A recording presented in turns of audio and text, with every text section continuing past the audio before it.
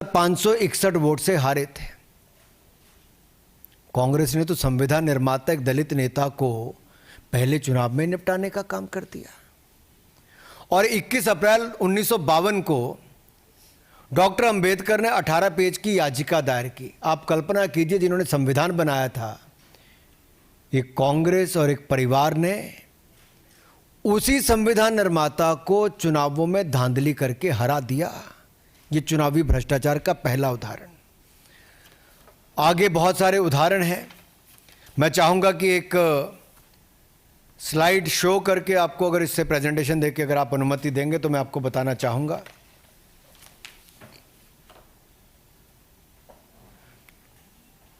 अगर आप पहली स्लाइड पर देखें तो बहुत स्पष्ट दिखता है कि 1952 में, जो मैंने अंबेडकर जी का उदाहरण दिया, 1957 में बूथ कैप्चरिंग करके कांग्रेस ने काम किया। 1967 में कांग्रेस ने J&K में, जम्मू कश्मीर में पूरी तरह से, एक तरह से रिगिंग करके विरोधियों के नॉमिनेशन तक खत्म करवा के ये सब कार्य कर दिए। और सरदार पटेल पे तो आज मैं क्या कहूँ, वो तो कांग्रेस ने अंदर ही अंदर उनके साथ जो किया, नहीं तो सरदार पटेल शायद पहले प्रधानमंत्री होते। तो रिगिंग पार्टी के अंदर भी और देश के चुनाव में भी कांग्रेस की करने की आदत रही है। और जस्टिस सिन्हा ने जो इंदिरा गांधी जी को 2 अकाउंट्स पे गिल्टी किया था, वो आप देखिए इलेक्टोरल माल प्रैक्टिस के लिए किया था। और 1975 में जब ये उन्होंने कहा, तो 1971 के चुनाव में सरकार के सत्ता का दुरुपयोग सरकारी मशीनरी का, सरकारी कर्मचारियों का कैसे किया जा सकता है, ये कांग्रेस की एक बड़ी नेता ने करके दिखाया। और चुनाव उनको फिर उसके खिलाफ जजमेंट आई। देश को बाद में आपातकाल झेलना पड़ा। 1987 में नेशनल कॉन्फ्रेंस के साथ मिलकर लार्ज स्केल रिगिंग कांग्रेस ने की। और राइट साइड पे देखिए, कीर्ति जाट जी ने कहा कि पोलिंग बूथ लूटने का काम उनके और उनके पिताजी के लिए और कांग्रेस के नेताओं के लिए उस समय की कांग्रेस ने किया था। ये एक नहीं, ऐसे अनेक उदाहरण हैं। और इस परिवार और पार्टी का शुरू से शुरुआत ये रहा है कि चुनाव हारते हो तो वोटर पे ठीकरा फोड़ दो, या इलेक्शन कमीशन पे ठीकरा फोड़ दो, या इलेक्शन कमीशन के नियमों पर, कार्यप्रणाली पर प्रश्न चिन्ह खड़ा कर दो। इंदिरा गांधी जी ने तो यहां तक कह दिया कि मतदाता मूर्खों का टोला है। Indira Gandhi said voters a bunch of fools. और इस 77 का चुनाव हारने के बाद कहा।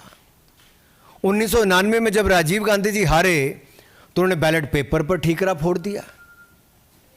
वो उस समय कहते थे इलेक्ट्रॉनिक मशीन लाओ, आज उनके सुपुत्र राहुल गांधी जी कहते हैं कि भाई ईवीएम बंद करो, वापस बैलेट पेपर पे जाओ। और ये एक के बाद महाराष्ट्र, हरियाणा, दिल्ली, अनेकों राज्यों और देश में 3 बार लगातार चुनाव हारने के बाद, 90 चुनाव हारने के बाद राहुल गांधी जी आरोप प्रत्यारोप पर लगातार जारी हैं। अब इनका मॉडस ऑपरेंडी क्या है राहुल जी का? चुनाव हारो, झूठे आरोप लगाओ, कभी इलेक्शन कमीशन में कंप्लेंट दर्ज मत कराओ, कभी सबूत मत दो, और लोकतंत्र को फर्जीवाड़ा करके एक तरह से जनता को भ्रमित करने का काम करो, लोकतंत्र को नीचा दिखाने का काम करो। मेरा राहुल गांधी से सीधा सवाल है, किस बात का डर है राहुल जी? शपथ पत्र नहीं देते, सबूत नहीं देते, झूठे आरोप लगाकर भाग जाते हो, और यही आपका तरीका हो गया है। भ्रम फैलाया चुनाव के समय संविधान का लेकर, आज संवैधानिक संस्थाओं पे प्रश्न चिन्ह खड़ा करते हो। और ये देखिए, शूट एंड स्कूट का इनका पुराना है। इलेक्शन कमीशन ने राहुल गांधी जी को बुलाया, वोटर रोल इशू पे नहीं गए। उनको कहा एविडेंस दे दो, बार बार कहा, नहीं दिया राहुल गांधी जी ने और कांग्रेस पार्टी ने। और यहां तक कि representation of peoples act, RP act में अगर देखें सेक्शन 80 में, तो नो इलेक्शन पिटिशन फाइल की इनके किसी भी नेता ने, किसी चुनाव लड़ने वाले ने। और अगर आप दाहिनी ओर देखेंगे तो इंडियन नेशनल कांग्रेस और आरजेडी को, ये पूरा चार्ट देखिए आप ध्यान से। इलेक्शन कमीशन आज 13वां दिन हो गया, लगातार बिहार में, वहां तो इनकी कोई इस तरह की बातचीत नहीं है। खुले मन से इलेक्शन कमीशन बात सुन रहा है, बिहार के लोगों को कोई दिक्कत नहीं है। लेकिन जब इनके पास बिहार में मुद्दा कोई नहीं बचा, चुनाव में जाने से पहले हार स्वीकार कर ली, तो अब झूठे आरोप लगाते हैं।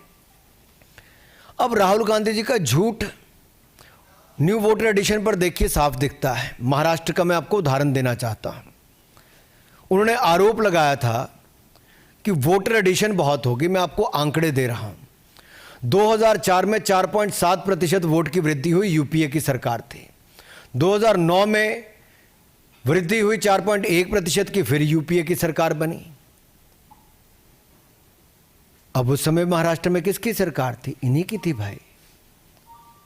लेकिन जब 2019 और 24 की बात आई तो 1.3% और 4.4% और 2014 में मात्र 3.4%। ये कम है 2004 और 2009 से।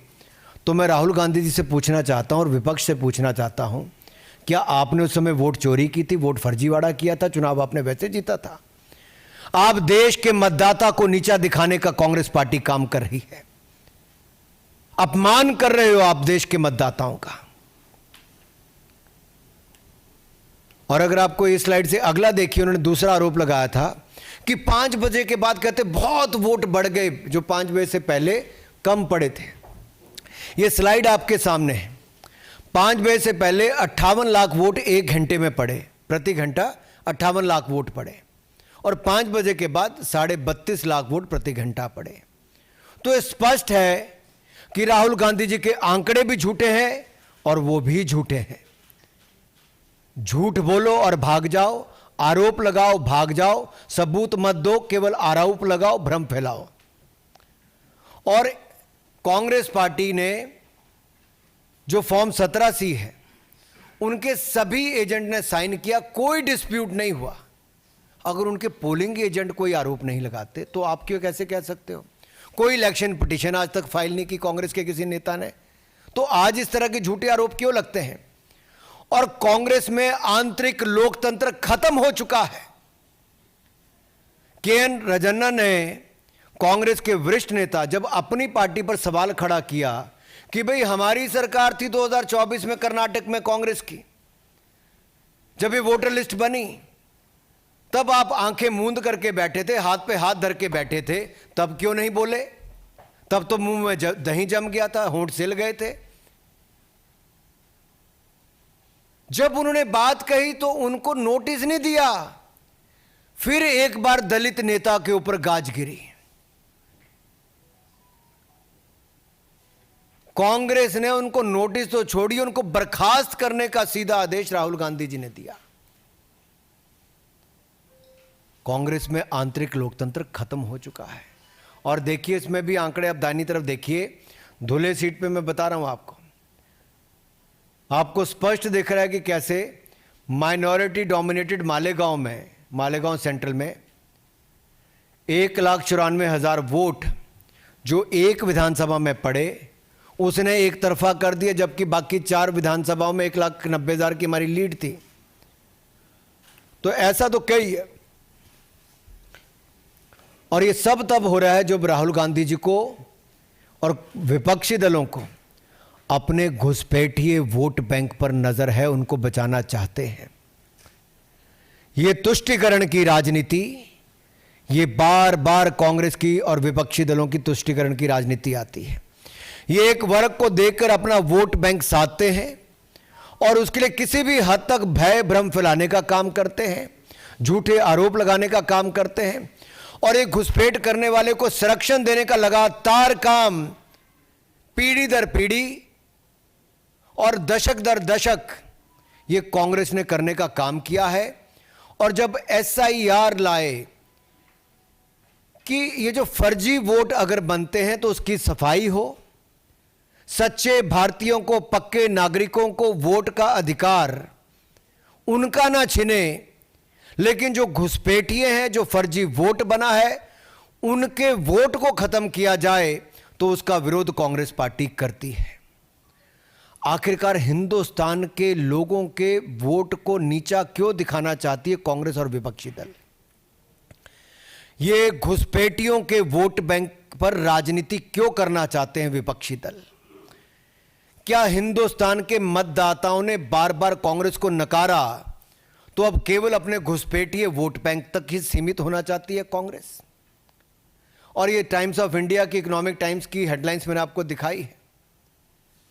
अगर आप अगले में देखेंगे, मैं तो आपको 5 पैटर्न बता रहा हूं कैसे घुसपैठिए वोट बैंक पर जो डुप्लीकेट वोट हैं, फेक एड्रेस हैं, फेक रिलेटिव हैं, मैनिपुलेटेड एज कहें या गलत एज छप गया, और मास वोटर एडिशन जो है, मैं उस पर आपको एक उदाहरण देता हूं। डुप्लीकेट वोट का देखिए आप, रायबरेली नाम तो सुना होगा आपने, राहुल जी ने भी सुना होगा। रायबरेली में मोहम्मद कैफ खान, बूथ नंबर 83, 151, 218, सब जगह इनका नाम है, नाम सेम है, बस बाप का नाम भी सेम है, लेकिन वोट 3 पोलिंग बूथों पे बना हुआ है, 83, 151, 218 में। अगला देखिए fake address, 47 voter ID Diamond Harbour में। अभिषेक बनर्जी जी, डायमंड हार्बर में 47 वोटर आईडी हाउस नंबर 189 के पोलिंग बूथ 131 पर रजिस्टर हुए हैं। ये रायबरेली में हुए हैं जो 47 वोटर आईडी, और डायमंड हार्बर में मल्टीपल रिलीजन के एक ही घर नंबर 0011 पे बूथ नंबर 103 पे फाल्टा असेंबली में डायमंड हार्बर जो लोकसभा है वहाँ पे रजिस्टर हुए।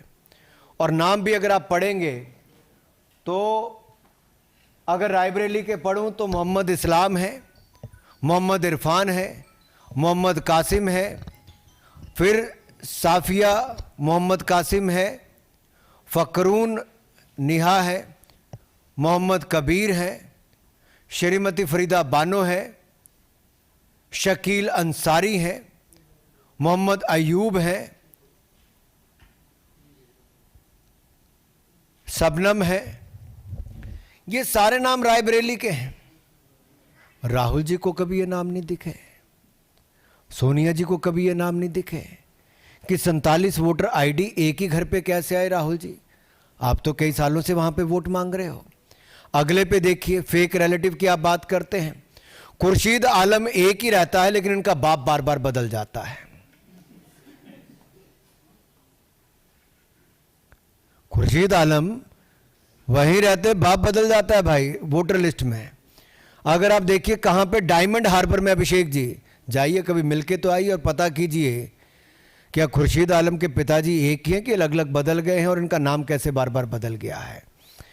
और यही नहीं, जो आप ज्यादा उम्र के वोटर्स की बात करते हैं तो कैसे निलंबर में, वायनाड में, और वायनाड में तो मुझे भाई साहब श्रीमान राहुल गांधी जी 2 बार चुनाव लड़े, श्रीमती प्रियंका गांधी जी 1 बार चुनाव लड़ी। तो दोनों से मैं पूछता हूं, ये जो नए वोटर की एडिशन हुई है 102, 101 साल, 99 साल, ये नए वोटर है, तो आपने तो 3 बार वोट ले लिया भाई। तो क्या आपने अपने बीएलए से, अपने पोलिंग बूथ एजेंट से, या आपने वोट मांगे? आपने कभी नहीं देखा। तो कैसे हुआ ये? और आगे देखिए, मास वोटर एडिशन की बात करूं, 301/1724 में से 301 बूथ में डायमंड हार्बर में 15% वृद्धि हुई है पिछले 4 सालों में, और सारे टीएमसी ने जीते हैं। वे बल्क एडिशन है भाई। फाल्टा में 17, डायमंड हार्बर में 35, बिष्णुपुर में 92, महेशताला में 89, बाजबाज में 32। अभिषेक बनर्जी जी कहां हो आप? देखिए क्या हो रहा डायमंड हार्बर में, चेक करिए। वहां पे सरकार भी आपकी है, बीएलओ भी आपके हैं, बीएलए भी आपके हैं। तो क्या आप चुनाव इसीलिए जीत रहे हो? ये जो फर्जी वोट एडिशन क्या आपके अनुसार हो रही है? और जब कांग्रेस ऐसे वोट चोरी के झूठे आरोप लगाती है तो इसके पीछे कांग्रेस का गेम प्लान नजर आता है, जो घुसपैठिया वोट बैंक। एकमात्र कांग्रेस का इसके पीछे एजेंडा है घुसपैठिया वोट बैंक को बचाना कैसे है, एक वर्ग के वोट बैंक के लिए कैसे लड़ाई लड़नी है, राष्ट्र की सुरक्षा के साथ कैसे खिलवाड़ करना है और सच्चे पक्के भारतीयों के वोट को नीचा कैसे दिखानी, ये राहुल गांधी जी और विपक्ष का आज का एजेंडा है। और मैं आपको आगे ये 6 चेहरे आप देख लीजिए।